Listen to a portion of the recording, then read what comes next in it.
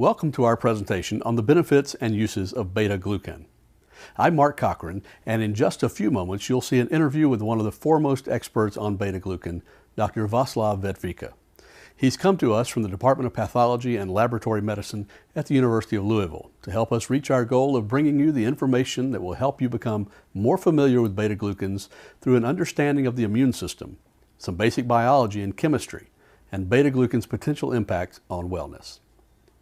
Dr. Vetvicka has written a new book, Beta Glucan, Nature's Secret, to provide both scientific and reliable information about beta glucan to the general public.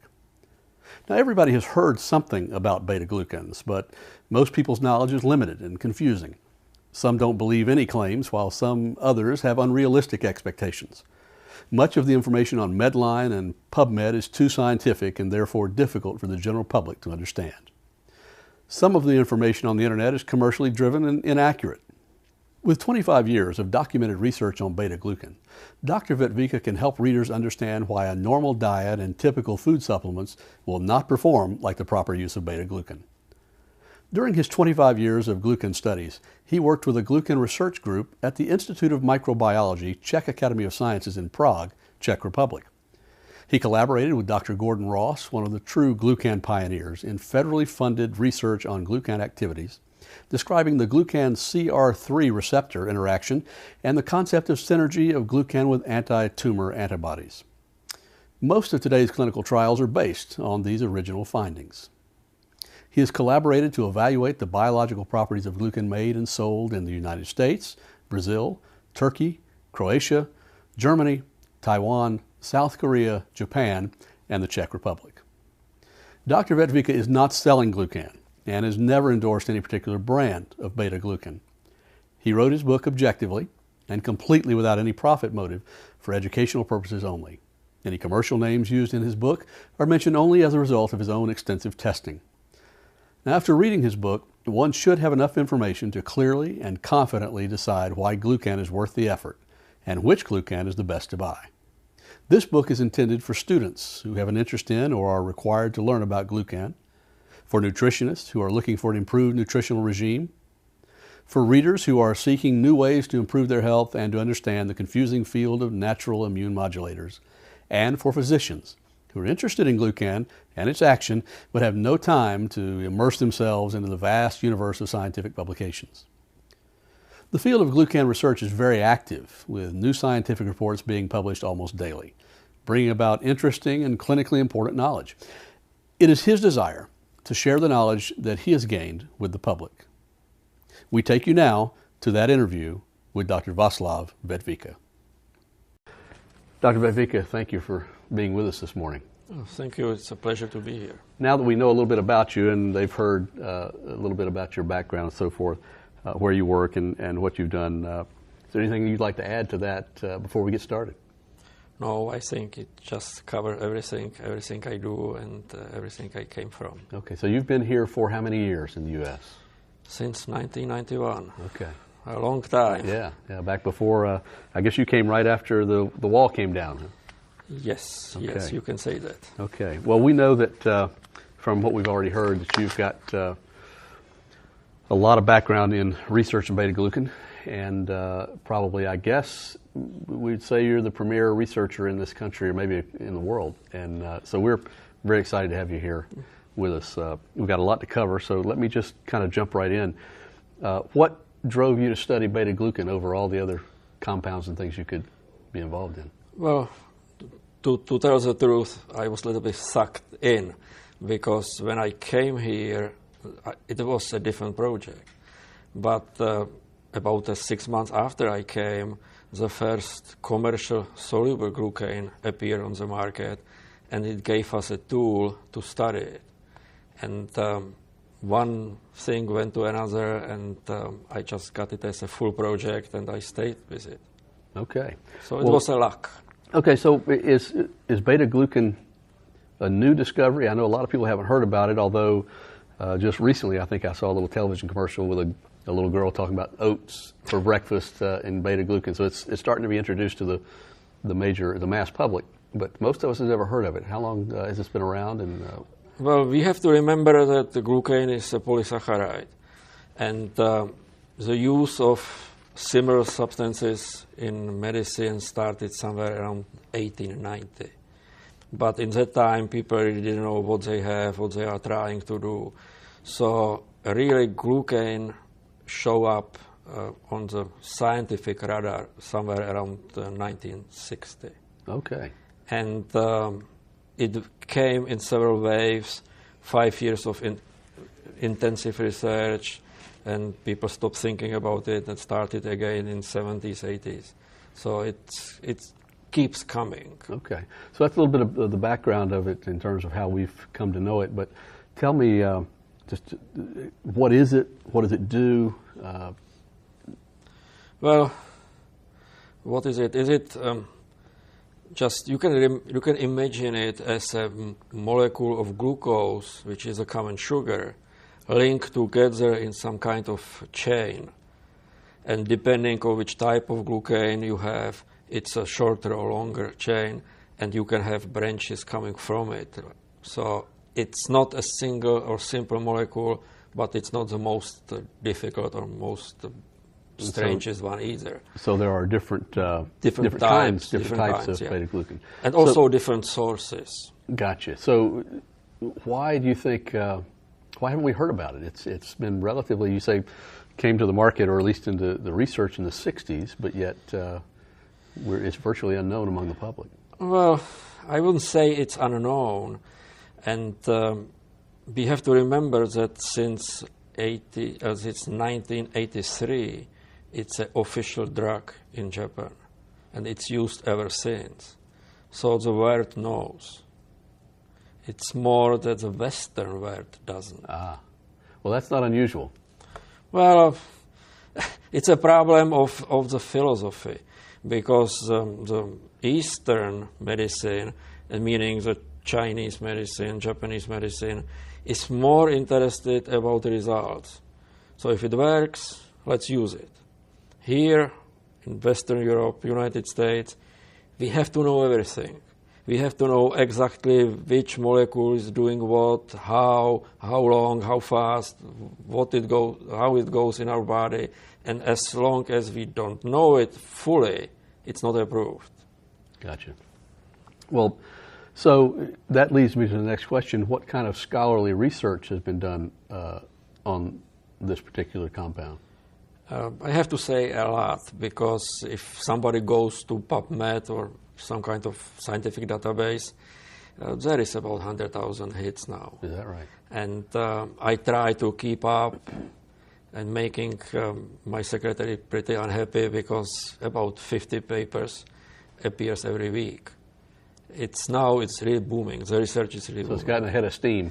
It does, because it's not only the medical use, but it's also used in food and other products. So it has a wide range of possible uses. Well, I've noticed we have here on the table a couple of binders with many pieces of documentation, and we'll get into some of that as we go. But it's been quite impressive to kind of pour over some of this stuff. So I guess the next question from a kind of a foundational perspective is, where does beta glucan come from? How do we get it? From almost anything from the plant part of living things. The most common sources are yeast and mushrooms, but it's mostly based on the geography, basically. Because we, as a Western civilization, we historically drink beer and eat bread. So there is a lot of mushrooms around, very cheap. So we used to isolate the glucan from yeast. People in China, Japan, they use mushrooms as an old folks remedy, and they have a lot of mushrooms, and it's common to pick up mushrooms and eat them. So they isolate glucan from mushrooms. Okay, so if I hear what you're saying, beta glucan would be considered an all-natural supplement then? It is fully natural. It's basically impossible to make synthetic glucan in the size of what we get in nature. It's just too difficult to make and too expensive to make. So in terms of difficulty and expense, would you say what's the the yeast derived is probably the most popular, the cheapest, maybe even the best that's available? The question of best, with respect of source, was for decades a thing people were fighting about, because of course the mushroom glucan groups were saying their glucan is great and the rest is not worth anything, and the yeast groups were saying our glucan is the best. It is more a question of how well you prepare it than from which plant or which... right, so it's an issue of the process. It's how you have to be careful and you have to be honest when you prepare it, sure. isolate it, purify it. So those that come from yeast, what are we risking yeast reactions and things like that in individuals, or is it basically an inert? You don't, because the problems with the yeast infection, not only that the yeast are living in our body when they are doing the harm, here you have only part of it, but also the allergic reactions and stuff like that, it's on the protein or lipid part of the yeast cell wall. With glucan, you have just only the... So it's actually just derived from the cell wall of the yeast, not from the entirety of the yeast itself. So that brings up another question in my mind then. Are there any side effects to using beta glucan in the body? Well, you can get killed with anything. You know, if you will eat it by spoons, anything, it's like a sand, everything can kill you. But normal doses, absolutely not. There were a few studies in 80s coming from Japan that you shouldn't take it together with aspirin or some non-steroids drugs. But that was never confirmed. And it seems that they had to use some particular strange glucan, which they never describe in the studies, and also a special genetically strange type of strain of mice, which are not normally used and not really fully normal. So there were really strange combination of things, and they have used a massive dose too. So for our body, for normal use, there is no way how it behaves. No toxicity. No. Well, so if someone were to start taking beta glucan, how long does it take before it starts actually having effect on the body in the immune system? The effects are demonstrable at about 3 days. It takes about 3 days from the time we swallow it till it goes through the body and start to spread around the individual organs and cells. So in about 3 days, you should see the first signs. So it's we would say it's an immune enhancer. Is that yes? Yes. So is there any way then by taking it that you can overstimulate the immune system? No, you cannot do any harm with taking too much. The only harm you can do is just to your wallet, because you will be wasting money. But so there's a point of diminishing return. Yes, basically, because if you take too much, it will go straight through and it will be excluded by liver and kidney. While we're talking about issues of possible problems, what about somebody who has an autoimmune condition or is a transplant patient that's having to be concerned about those kind of issues? It is a different story. For a transplant patient, it's a clear no, because everybody who has any type of transplantation, he is on heavy doses of immunosuppressive drugs. That's a norm for anybody. And you don't want to have the immune system suppressed by a medication and stimulated by glucan at the same time. So for this type of patient, it's a straight no. With the autoimmune diseases, it's a little bit more complicated. First of all, it's about 80 different types of autoimmune diseases, and we don't know yet too much about them, and most of all, we don't know what is causing the disease. But it's still, the immune system somehow goes berserk and attacks our own body, and we don't want to stimulate it even more. It's very few studies, so we cannot be 100% sure if glucan would do any harm, but in this case, it's better to be safe than sorry. Well, so the one, I guess, the beta glucan that we're talking about most commonly is 1,3-D Yes. glucan. Is that correct? So why is it called beta 1,3-D? What does that signify? Well, if you remember, I was saying that it's like a string of beans. That's the chain of the molecules. But it almost always is in kind of branching. And depending on how it's branched and where the chemical binds are, it's either in position 3 or 6. And that's why it's called 1,3, 1,6. It's how it's bound together. I see. So, I know these are just going through some basic questions. We'll get into more depth later. But is beta glucan considered an antioxidant? I know that's really big now. You know, everybody. It is. But in this regard, we have to remember that it's easy to measure how well it is as an antioxidant in tube. It's easy to measure.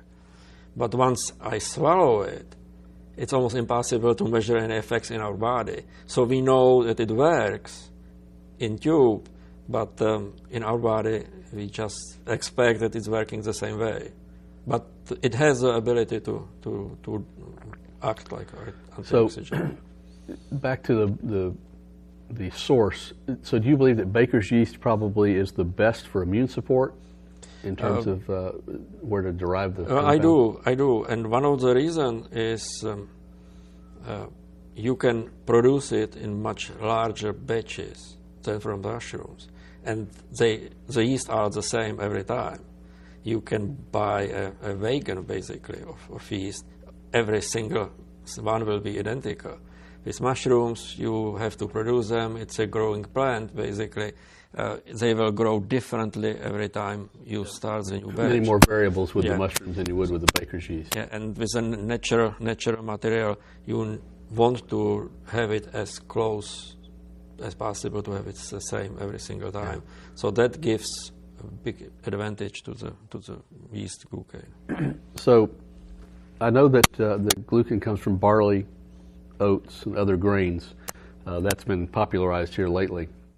Are those glucans that come from those substances, are they as effective as that which is derived from baker's yeast? That's a good question. Not really. Mostly these type of glucans have a little bit different structure. They have much larger molecule, and they act more like a fiber than acting through the receptors. So that's why they are used for different type of diseases, mostly for heart disease, cholesterol lowering, and stuff like that, because they act differently. So it is still glucan, basically same molecule, but a little bit different action. So you'd say probably pound for pound, the effectiveness is not near as great with those as it would be. No, it's not. You usually take about 100 milligrams of high quality yeast or mushroom glucan. Here you have to take about 3 grams. Okay. So tell me a little bit about, you mentioned, I think early on, about a glucan receptor. Tell me what that is and how that works in the body. We have to remember that the glucan has to somehow get into the interaction with cells in our body, and something has to happen. It's not like the cells will be swimming in a sea of glucan and nothing happens. They have to bind it, recognize it, and start the signaling inside the cells to see some reaction. And for years we didn't know exactly how it's done. This part of glucan here, cell there, and now what happens? And that's why the appearance of the soluble glucan was so important for us, because as soon as we have a soluble glucan, we could label it and we could saw it in microscope and so on.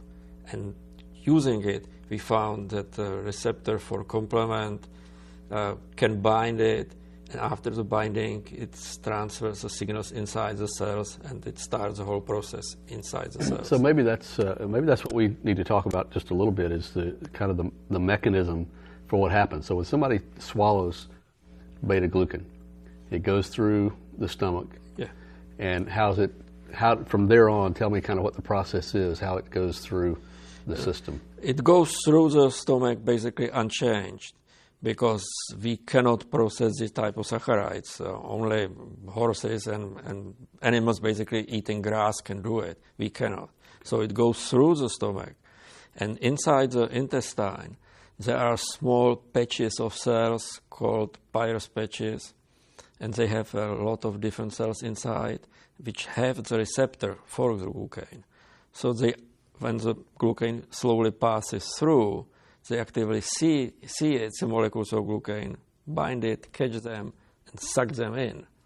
And doing it, now they have the glucan inside.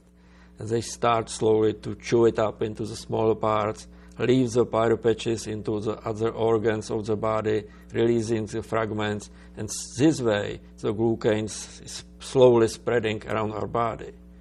And it takes a couple of days. That's why I said it takes 3 days to see any results, because it goes from one organ to another. Cells are exchanging the glucan molecules. So then, the main thing that, say, glucan, what we expect it to do is to take cells, T cells and killer cells and NK cells and phagocytes and all these other cells that are part of the immune system, and it kind of turns them on in a way that nothing else does to make them more effective. Is that? Yeah, that's the best explanation. It's we have to remember that these cells constantly talk to each other. It's a constant interaction. They never work alone without thinking and helping each other. And if you kick up one activity, it starts producing different cytokines, different molecules, and the others are picking it up and say, yeah, something is here, let's work more, start divide, and so on. So you basically start kicking the whole system. Well, that's really, it's a fascinating study, which I've done just a little bit of, and I've followed your work over the years. It's been quite interesting. So I know you've tested numerous types of glucans from numbers of manufacturers and so forth. Is there a place that we can all go to see those results about your research on these different compounds? Well, I studied at least 50, maybe 80 different glucans, all around, from countries all around the world. I had the glucans from my home country, of course, but several countries like South Korea, Taiwan, Russia, Croatia, Turkey, you basically name it. I try to compare them together with some kind of best level, and if it's possible, I publish these comparative studies. There are at least 2 or 3 already published, so it's available online. They are available on PubMed, so it's possible to find the studies. It's out there. So, tell me, you've published some of these studies and so forth in your book, Beta Glucan Nature's Secret. Do you have? Tell me about what you've done here, what you've revealed in this book. What if somebody picks this up, what they can expect to learn? The studies we mentioned previously, and which some of them are here, are really the full scientific study. They are in peer-reviewed journals, meaning that I submitted the article and it's checked by my peers in the reviewer boards. They check the science, the scientific value, and so on. And if they agree, it's published. But it's not really readable for the general public. It's boring, it's too detailed, and there's a lot of information nobody than the expert will understand. And at the same time, I felt there's a lot of confusion up to some companies and manufacturers, which in my opinion are not 100% honest and so on. So I decided to prepare something which will summarize what we as a scientists know about the glucan and write it in some kind of easier or more acceptable way for the general public. Readable fashion for, yes. for dummies like me. So this is Beta Glucan for dummies. Is that what? Well, I wouldn't call it this way. I think I try to be a little bit above that. Yeah. Well, I know there are, probably dozens of companies that manufacture some type of beta glucan supplement, and they all, obviously, of course, make the claims that theirs are the best. How can the general public out there that's looking for a glucan supplement to take, how can they tell which one really is the best? You have to do your homework. If you just believe whatever you read on internet, you will probably be taken to the cleaners. First of all, you should never go for the cheapest product, because as we used to say back home, you are not rich enough to buy the cheap stuff. If it's too cheap, something is most probably wrong. So that's one thing which should warn you. Doesn't necessarily mean you have to buy the most expensive one, because you can buy the more expensive bottles than anything else. But don't go for the cheap stuff. And the second, really check the information, because the companies, either the manufacturer or the reseller, it doesn't really matter. If he takes the material and the whole situation seriously, he will give you the detailed information, how it's made, really how pure it is, how much you have really in the pill, and gives you some links to the research based on this particular glucan, not on the glucan somebody else made, on my glucan. If it's there and the information sounds good, you most probably you can get a good product. If somebody is, putting information, having a yeast glucan, and you see the reference for mushroom glucan from Japan, what does it mean? He just took something from the internet and put it on the web page. So do the homework, be careful, and you will end up with the good stuff. Well, I think this, from what I've read here, this will help. This will help the public kind of sort through all the fog and smoke and mirrors in the marketplace. So, Doctor, we've talked about, you answered the question there about cost and what's our better value and so forth. I'm hearing in the marketplace about a micronized beta glucan. Is that better for us than the others? Not really. When I mentioned that there were fights between the mushroom glucans and glucan groups and yeast glucan groups about what is better, was also a fight about which size is better. And that was in time when we first tried to inject the glucan, which later was found it's not the ideal way to do it. And also we didn't know how the whole process goes. As I mentioned, how it goes through the cell and how the cells will distribute it slowly.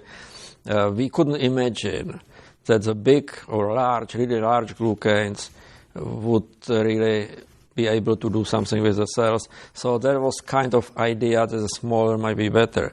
But now we know exactly how the cells are chewing up into smaller pieces and releasing it, and it's caught again and go back and forth.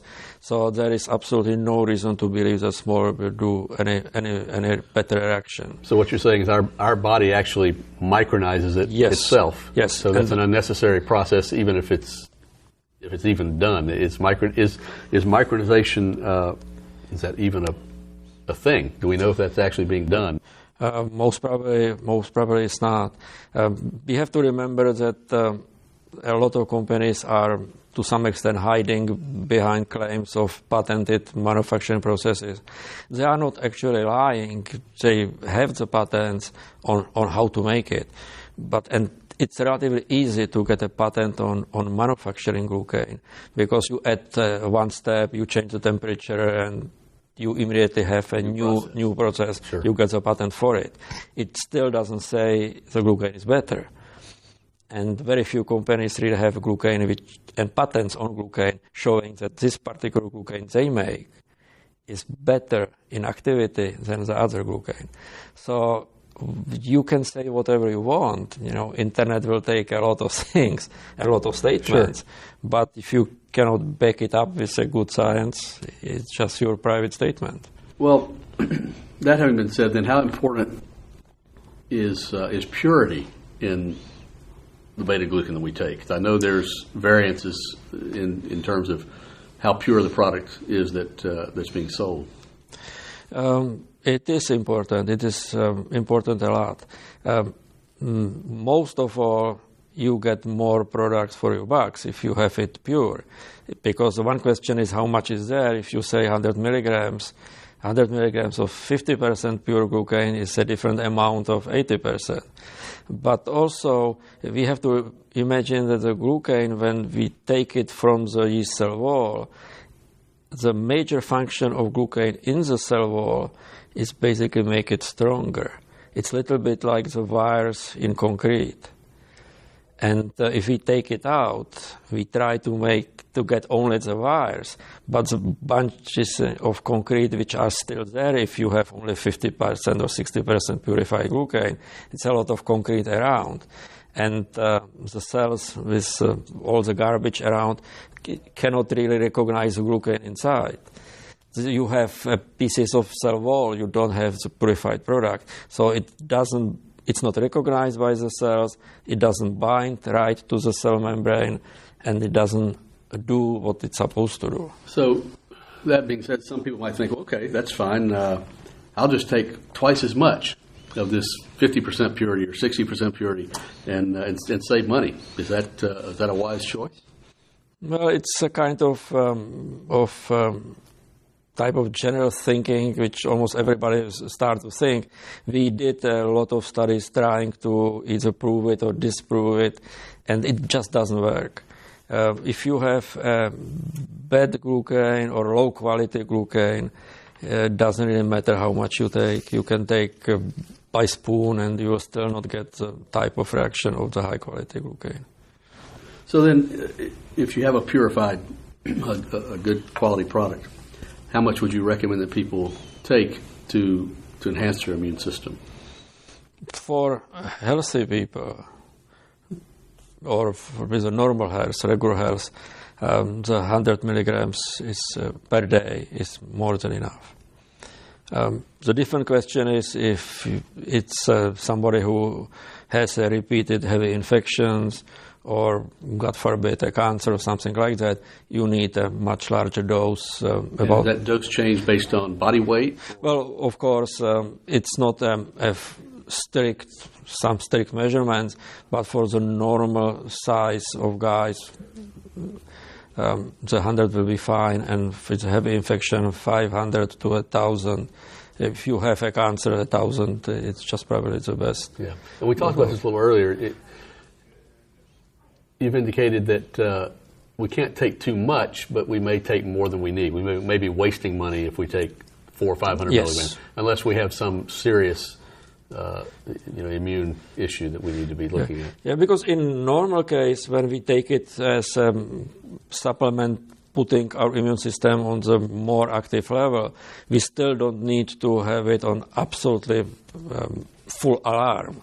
But in case of cancer, that's a different story. And we also have to remember that the cells of the immune system don't live too long. Neutrophils and monocytes in our blood live only for a couple of days. So that's why you need a constant need for constant glucan, because when they die, the new cells are appearing and they need the glucan again. Sure. So is it more effective then to take it orally or intravenously, or what have you found?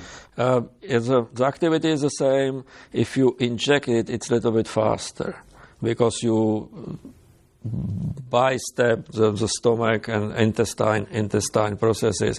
But from the activity point of view, it doesn't matter.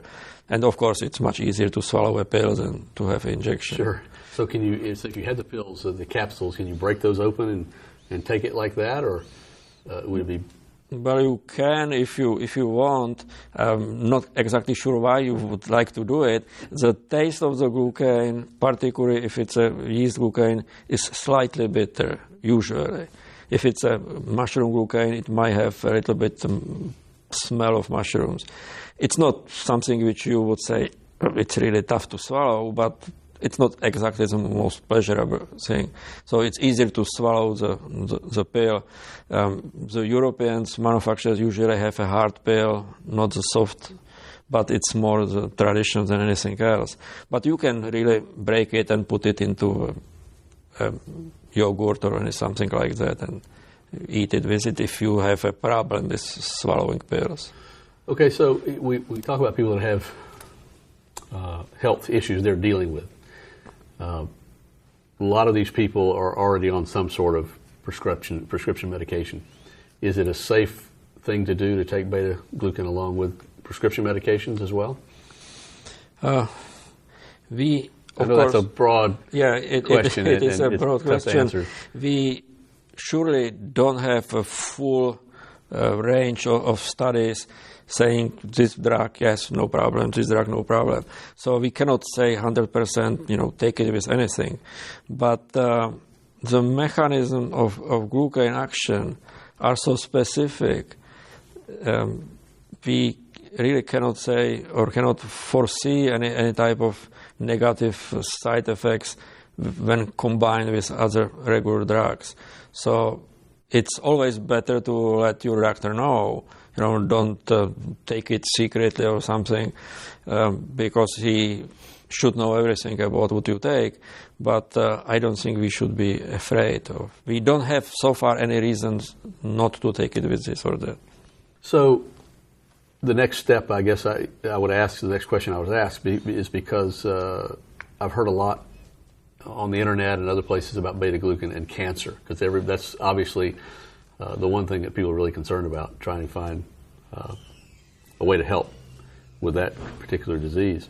So if somebody is already under a doctor's care with chemotherapy or radiation, what effects would they have from beta glucan? Is it safe to take under those conditions? Well, it's surely safe because, first of all, we have to remember that almost every anti-cancer drug is toxic to begin with. So we cannot make it any worse than it already is. But glucan can help patients with cancer in 3 different ways. One is it helps to take away the side effects of the chemotherapeutic drugs or irradiation. And we know that quite well because the original studies on glucan were really done on irradiation or chemotherapeutic damage of bone marrow. Basically, the people irradiated mice with a heavy dose or with a lethal dose. And they're feeding them or injecting the mice with glucan and found out that they survive. Basically, most of the irradiation or chemotherapy effects are destroying bone marrow. So meaning that the bone marrow doesn't produce the cells and we got anemic and we have no cells to fight infection. Glucan strongly stimulates the bone marrow. They produce much faster, much stronger. It can go back in, let's say, a week instead of 2 months. So you might not even lose hair without chemotherapy and stuff like that. So it helps to get rid of the side effects. It's not curing, but it's helping. Other help is the stronger immune system is helping to fight cancer. It might be not enough, but again, it's another step, another help. And with cancer, trust me, you need all you can get. Yeah, sure. Exactly. And I saw there's a video out online talking about the process of beta glucan, how it works. It shows the Peyer's patches and that process. And one of the things it mentions is that beta glucan helps, I believe it's neutrophils, if I'm not mistaken, that don't normally see cancer, and it kind of turns them on to be able to see cancer as non-self, which is huge. So that's very exciting. Yeah, and another point, and this is just something which both the clinicians and the scientists are studying last, let's say, 3, 4, 5 years, is just to use glucan together with anti-tumor antibodies. That's a type of treatment which is really new. The monoclonal antibodies against cancer are known in practice, in medical practice, for let's say 5 years, and they're starting to be used heavily. But they still are not 100% guarantee for the success. But if they are done and used together with glucan, they are suddenly 2 times, 3 times more active and more successful than alone. Either the antibodies or the glucan alone. They work together. Well, that's exciting. It is. It is. It gives us a new option in that area. So, along those lines, and we've kind of touched on it, but I just want to hit it one more time. So far, we don't know of any reactions that occur. Yes. Adverse reactions with other drugs with beta glucan. Correct. Well, that's important. I know people are concerned about, adding things to the regimen that their doctors put them on. So I know another one that people are taking a lot of these NSAIDs, the non-steroid anti-inflammatory drugs like aspirin, ibuprofen for backaches or all kind of things. Are there any proscriptions for not taking a beta with those kinds of things? That's a question I'm getting quite often. I personally take a glucan for last maybe 10 years. And when I'm just getting old, no doubt about it. So when my back hurts, I take ibuprofen or some version of it, and I don't stop glucan taking. It's just well, actually, I do too. I take glucan every day, yeah. and I haven't had any problems. So I don't think so. It just it's basically impossible to do any significant harm. Yeah. So the question that kind of overarches our whole discussion is, I think, probably the answer is obvious, but who, in your estimation, who will benefit from taking beta glucan? There are people which are under heavy stress or are, let's say, working in some kind of extreme conditions, firefighters, somebody in glass work or metal working people, a lot of physical exercise. They need, again, any help they can. And what's struck me since I first heard about beta glucan many years ago is that there are all kinds of things going on inside your body you may not know about. So you may say, I'm healthy as a horse, but you may not actually be. So for me, I've always felt like it was a great preventative measure. So you don't get overtaken by some of these opportunistic things that are out there. Yeah, I think that you are right. You never know. You never know. And sometimes people say, well, I took it for 3 weeks and didn't see anything, which might be completely true. If there is no disease, sure, you wouldn't see any problems anyway. If there are no problems, you don't see any real effects. But at the same time, there will be a flu season coming. You have to be prepared. Well, I look at it and say, well, I ate breakfast this morning and I still feel as good as I did yesterday. Well, yeah. Of course you do. Yeah, exactly. So what about those people that you mentioned stress and other things, but we think of those people that have come under some injury or surgery or something like that. What benefit can be realized by those people? If it's a injury, like you kick your thumb somewhere, it probably will not help you too much. The surgery is a different story. Every type of surgery is dangerous from the point of view of infection, probably more than from the original injury or some kind of error of the surgeon or something like that. The possibility of getting infection in hospital is significant and getting worse every time. So if you are on the glucan, basically the immune system is much more active and ready to fight any type of infection which might occur. So again, you are ready for something which might or might not happen, but it's better be to prepare. So what about those people that we think about now today? One of the biggest things we see on television is these extreme sports, weightlifters, people that running, do double marathons or triathlons or Ironman competitions, those kind of things. And so the muscle fibers are constantly being broken down, and they, of course, many times have strains or twists or pulls or, those kind of things. What kind of benefit could an athlete to be able to see? There are actually scientific studies showing the beneficial effects of glucan in this type of I think it was the people running the marathons, because they are really a running machine. They are perfectly prepared for the running or heavy lifting or something like that. But being prepared for that basically doesn't mean that the immune system is up to the same level. Actually, it's getting worse because there is a strong connection between the immune system. It's not working alone. It always works together with the central nervous system, which people usually don't recognize, but also with all the hormonal systems. It's kind of mutual cooperation. And if you push something to the extreme, the other part usually suffer. So it will help them just to be healthy. It's actually known that these athletes are, from the disease point of view, not really healthy guys. Yeah. So they really need to... Because all their systems are probably under stress. Yes. Yeah. And I think a lot of those kind of things, especially you take bodybuilders and people like that, they concentrate so much on one aspect of their body. Forget about the rest. That some of the other gets forgotten. So another popular thing, obviously we think about cancer is huge. The other is huge is people that have issues with their blood sugar, cholesterol, things like that. Is there any benefit?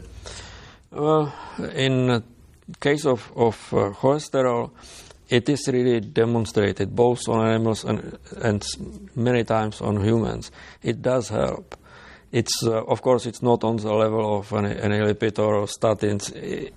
It's not so strong. You cannot expect that start popping pills and you will have 50% drop in 2 days.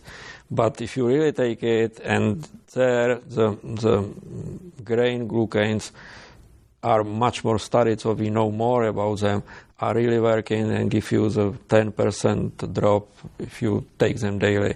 But you have to take a little bit more than one small pill. It's really in gram quality. But also it's already recognized by the FDA, and that's why you see the claims on TV, and right. Because it's officially approved to claim it. So we know that beta glucan can help with many different conditions, but I think from my understanding, your main research topic has been beta glucan in cancer. Now, why is that? What's driven you to study that specifically? We as a scientists are to some extent science is a little bit a prostitution. You go where the money can be, and we cannot work in any vacuum. We can only do the science if we have money for it. Sure. And it's market driven like everything else. Yes, basically it sounds sad, and to some extent it is. But the type of research done 150 years ago, somewhere in a garage and basements, people, like Pasteur and Röntgen and these guys, basically almost without any money, and, you look what they found. It doesn't work this way anymore. It's so expensive. You have to get the resources, you have to get grants and so on. And to get grants basically means that the foundation giving the grants have to find out the money somewhere. And there are lobbying, this disease is more important, pouring money there. So that's why most money really in the last decade or maybe 2 decades are used for the cancer research. And because of cancer research, we as glucan researchers are just doing the same thing. Sure. Well, one of the questions that has come up in various times is people ask, how does it work so well with cancer when it's actually a type of sugar or a sugar derivative, whatever, that cancer tends to thrive on sugar? How does beta glucan work in that environment? The whole question of cancer and sugar, it's not so clear cut how it usually sounds and what you can see in some of the newspapers, because if the cancer can be cured or stopped by us stopping eating sugar or things with sugar, we would all be healthy, and the cancer would disappear because we would just stop eating it. So it doesn't really work this way. You cannot say I will just not take any sugar for the last 2 years or for the next 2 years and I will never get a cancer. It doesn't work this way. So that's one thing. And second, the glucane, there are glucose molecules, but they are not linked in the way like in sugar, which we used to eat as a sugar. Sure. That's why it's also even not a sweet, why it's bitter. So it's a sugar more in the chemical way or chemical names that actually you cannot sweet a coffee with it. Okay. So, is it true that some hospitals now and anti-cancer clinics are using, in the U.S. anyway, starting to use beta glucan? Is that? It's more a question of how either educated or open-minded the individual doctors are. If you find somebody who is really willing to go the extra step and read the material which is there, he quite often will say, okay, it's not a bad idea, let's try it, let's do it. If you find an oncologist who is rigid and say, no way, they didn't taught us that in the medical school, absolutely not, he will say no. But there are some folks that are maybe using it as an adjunct to what they're normally doing? Yes, there are just people who are starting to believe even in the medical profession. Mm-hmm. It's just the research is giving them tools to understand that we are not, dreaming some kind of garbage at night and putting it on papers. Mm-hmm. So they're starting to believe us. So have there been any controlled trials and research on beta glucan? Right now there are, as far as I know, about 50 clinical trials running all around the world. They're operating right now as we speak. Right now, all around the world, not only in the United States. It's a little bit easier to find them in the United States because there is a database of clinical trials. Sure. It's much more difficult to find them around the world. Usually you have to get to the companies or to hospitals, but they are done. A lot of the clinical studies right now is of course, on cancer. And so far, the results are very promising, both alone or with the monoclonal antibodies. This is the newest trend. But there are also clinical trials running showing that it helps, let's say, children with respiratory problems.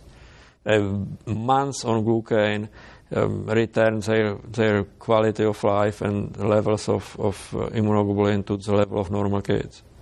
Well, that was the next question I was going to ask you about children. What studies have been done with beta glucan in children? Because everybody's concerned about that, and especially about the safety of beta glucan with children.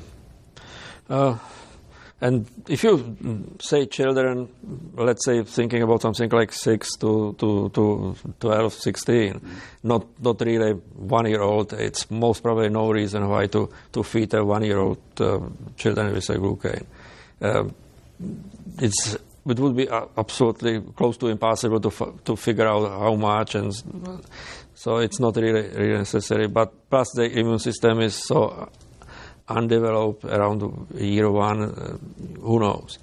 But let's say from 3 years old, there's no reason, if there is a need.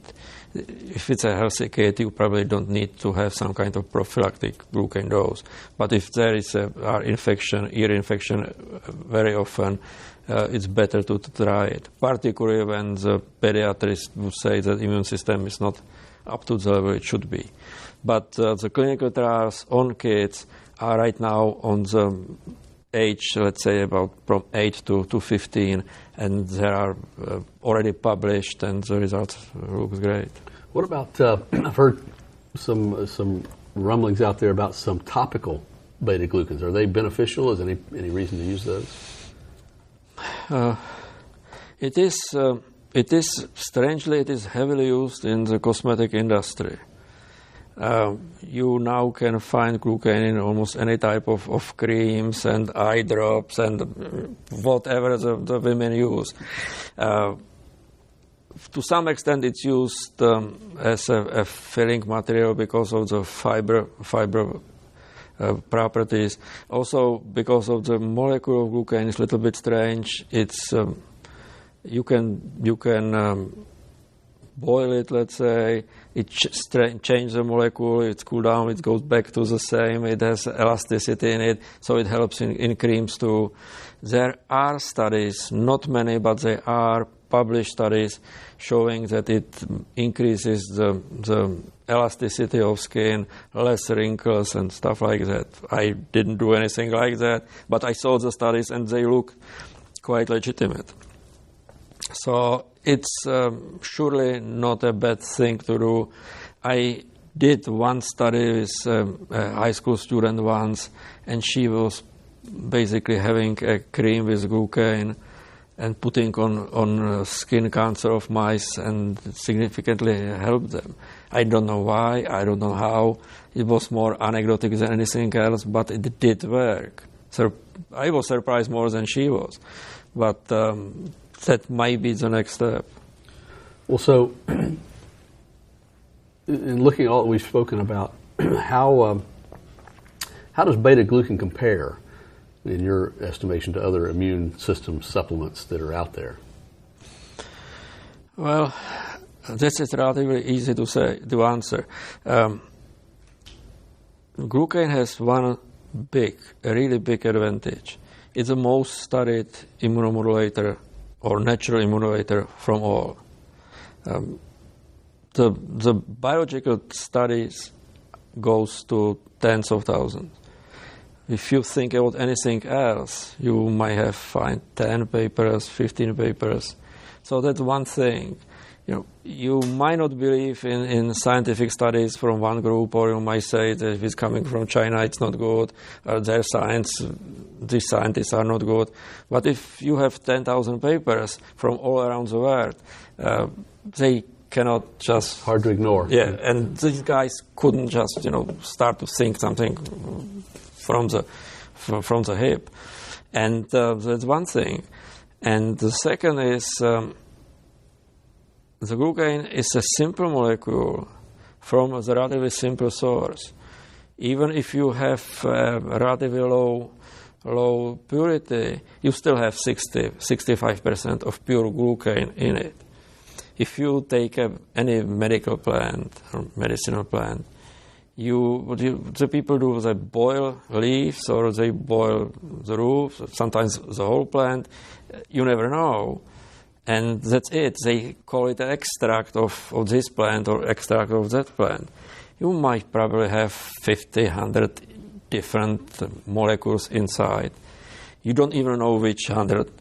Some will have stimulating effects. Some will have opposite effects. Most will have no effects. And nobody has money or even inclination to find out which of the 100 is the active one.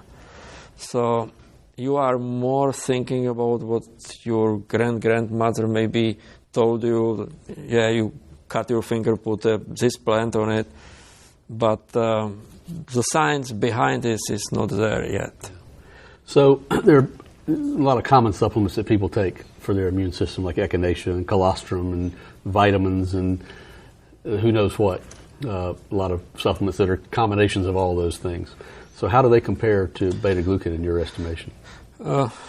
We did a couple of studies and we published them comparing individual glucans to individual modulators like echinacea. That's one example. Most of the clinical studies of that plant failed because one company is using the leaves, one is using the roots, and each has a different quality inside. So you never know what you get. With the mixtures, it's even worse because some manufacturers are just trying to either increase the price, saying we put 5 things together, so it's not $30, it's $50. Or some are just putting it together, we give you more material for your money.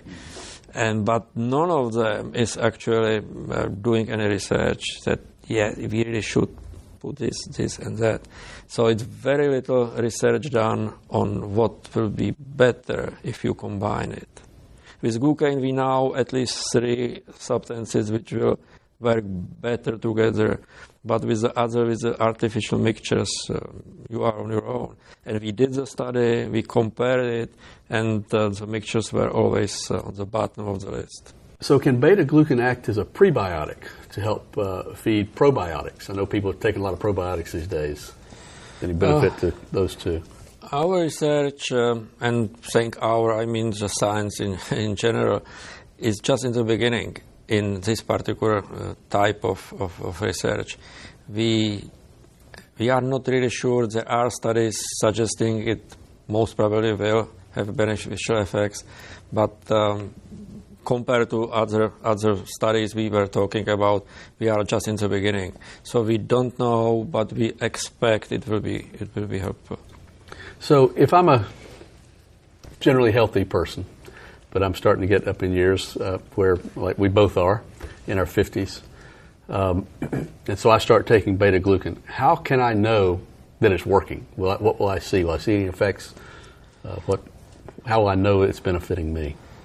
It depends on how healthy you actually are. You know, we might think that we are healthy, and we might not be. So, but if you don't feel any problems and anything like that, you might not see any effects for the next 10 years. But the thing is that you might be exposed to 5 guys with the flu tomorrow and another guy with this disease and that disease. And because of that, because of you are taking glucan, your body, your immune system is prepared and you didn't catch it. So you will never know that it didn't happen, but you basically sailed straight through the problems. So you cannot say, I take it and I will know for sure that the effects are there. You don't know what you didn't get because of that. Sure. So I want to go back to something we talked about earlier and maybe help define it for the people a little bit. Can you help define for us what an immune modulator is, what it does? It is kind of general term, which I don't even think it's just too elegant or anything like that. It is, if it's a natural, meaning the molecule has to come from a natural source.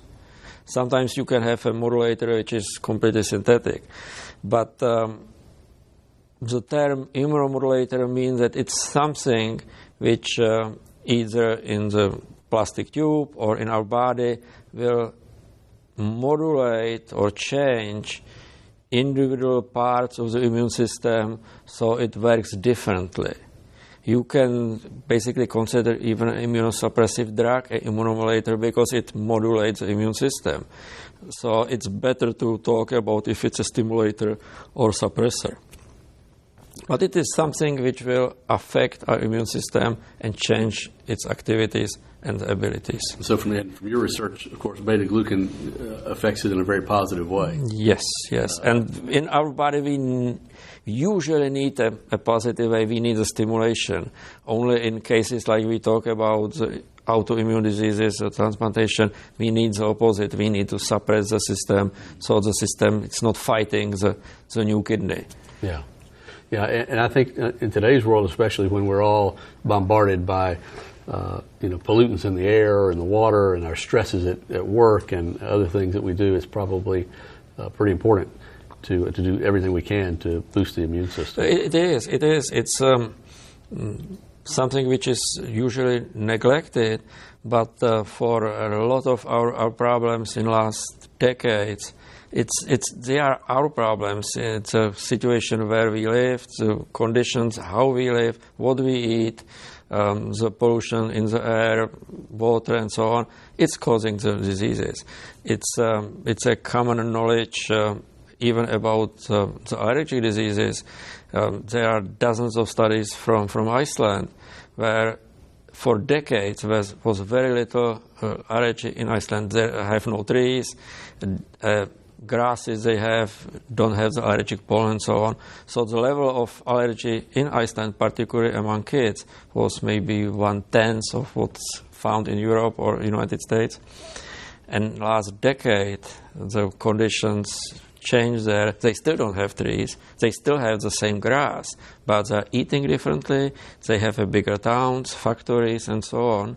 And now, last 2-3 years, the level of allergies in Iceland kids is identical to Western Europe. So you change the condition, change the food, you just are not healthy like you used to be. So we have to think about it. We can hardly change how clear the air or will be.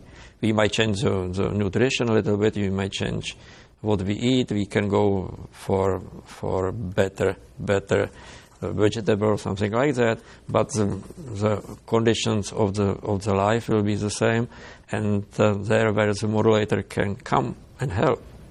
So, what do you think beta glucan's place is in the future of medicine? Do you see a bright future for beta glucan coming up in the medical field? I personally think that in next 5 to 10 years it will be officially approved drug in a whole Western world. It'll be a household word at that point. People will know what it is.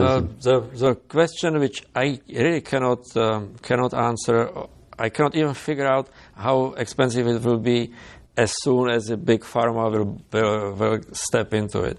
So far, they are sitting basically on the fences and letting the small guys fight it and pay for it, actually. Yeah. Pay for the research. Yeah, pay the research and the development of patents and so on. We can think that $30-40 for a bottle of glucan, for some people it might be a lot of money. Some might say it's a yeast. It should be cheaper and so on, but it still has no comparison for $50,000 per month for some kind of anti-cancer drugs, and that's why also it's a little bit less interesting for the pharmaceutical companies. But I really believe that it will not take even 10 years before it's officially approved. And we have to remember that as we eat fish, particularly salmon, if it's not wild caught, you can bet it's already fed with glucan. Most of the commercial farmed fish are fed with glucan heavily. Are they using yeast? Yeast glucan. Yeah, there are just there is a huge surplus of yeast both in Europe and in the United States. The breweries have nothing to do. You can get a truck of yeast for $5 basically, and so they're giving it up. It's whole ships going to Norway because it's a byproduct. It's a byproduct, yeah. It's left over basically, and so it's shipped to Norway. They produce a glucan out of it and are selling it to the commercial fisheries. Just and it helps the salmon just to stay healthy in this farming. That's interesting. So I would say about 80% of salmon production is on glucan medication. Yeah. So Dr. Vetvicka, we've talked about adults and people with compromised immune systems and children, but I know there are a lot of people out there that are concerned about their pets, their dogs, their cats, their birds, whatever. Is there any benefit to them to be administering beta glucan to their animals? Sure it is. Don't forget that all the research started on animals. We never use it in humans for maybe 20-25 years. So it does work in animals. It actually works in any animal you can think of. It might be even one of the oldest modulator or stimulator of the immune system we know. It is heavily used, for example, in commercial farming of shrimps. So if it works on shrimps and fish, we were talking already about fish, you can be sure it works on your home dogs or cats. So essentially, I think what you're saying is that the immune system across the board, from mammals to fish to birds, it's all basically works the same way. With vertebrates for sure. But some of the basics and the cells involved in the immune system are the same, even if you go much lower on the evolutionary scale into invertebrates. The glucan still works and still stimulates the system. So I'm using it for our dog, and he's healthy, he's 10 years old and healthy like ever. And for any animal you can think of, because it's now it's getting more and more commercial use. There are a lot of studies on farm pigs or farm chicken, and it has a strong potential there.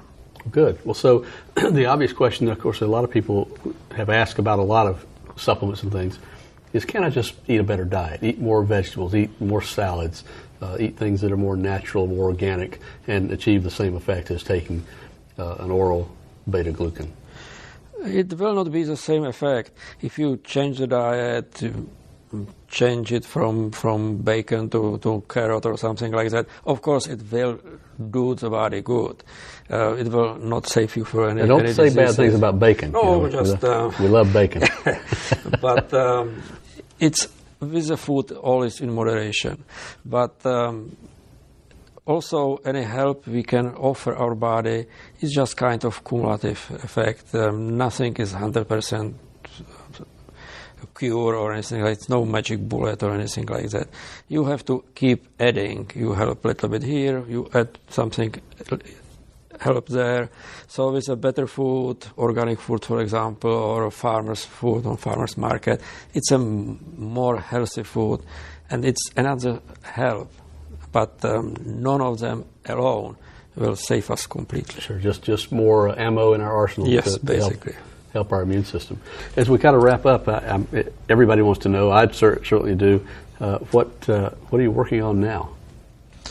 Right now I'm still comparing the individual glucans and to figure out which is the best, and particularly how to use it for the children, let's say school age children, because particularly from the parts of countries where it's a heavy pollution, their respiratory system is breaking down fully, and glucan there, it seems to be extremely active. So I'm right now doing on this, trying to help them just to go back to the normal, regardless how bad the situation of their location basically is. So that's something I'm working right now. Well, good. Well, thank you so much. I've enjoyed talking to you. I think we've learned a lot, and of course there's much more to learn. We'll see more in the future, but I would certainly recommend that you take a look at Dr. Vetvicka's book, Beta Glucan Nature's Secret. It's available Amazon, bookstores, where. Yep. So you can find it there. Just search for him, and I think it'll be, if you're interested in immunology and the body and immune modulators, it's certainly a wealth of information. So thank you so much for being with us. It was a pleasure. Now that you have seen the interview, I think a little background on the University of Louisville and its ongoing research might be in order. The University of Louisville is a public university, a member of the Kentucky State University system. When founded in 1798, it was the first city-owned public university in the United States and one of the first universities chartered west of the Allegheny Mountains. The university is mandated by the Kentucky General Assembly to be a preeminent metropolitan research university. Researchers from the University of Louisville Health Sciences Center participated in the development of a highly effective vaccine against cervical cancer in 2006, the first fully self-contained artificial heart transplant surgery, the first successful hand transplantation, and the development of the pap smear test. The university hospital is also credited with the first civilian ambulance, the nation's first accident services, now known as an emergency room or ER, and one of the first blood banks in the United States. It is here at this well-established research university that Dr. Vaclav Vetvicka, PhD, is a professor and director of research. Dr. Vetvicka graduated in 1978 from Charles University in Prague in the Czech Republic with an advanced degree in biology and obtained his PhD in 1983 from the Czechoslovak Academy of Sciences, Institute of Microbiology in Prague. He is a member of the Czech Immunological Society, American Association of Immunologists, International Society of Developmental and Comparative Immunology, and American Association for Cancer Research. In 1984, he was awarded the Distinguished Young Scientist Award of the Czechoslovak Academy of Sciences. In the 1980s, he spent 18 months as a research associate in Oklahoma Medical Research Foundation in Oklahoma City. He is author or co-authored more than 200 original papers, several review articles, and he holds 8 patents. He is a co-author of the books Evolution of Immune Reactions, Immunology of Annelids, Aspartic Proteinaceae, Methods in Cellular Immunology, Evolutionary Mechanisms of Defense Reactions, and beta-glucans as Natural Biological Response Modifiers, and co-editor of the books Immunological Disorders in Mice and Immune System Accessory Cells. Dr. Vetvicka is currently involved in research on the role of procathepsin D in cancer development, the role of glucan in NK cell activation, and the phylogenetic aspects of defense reactions.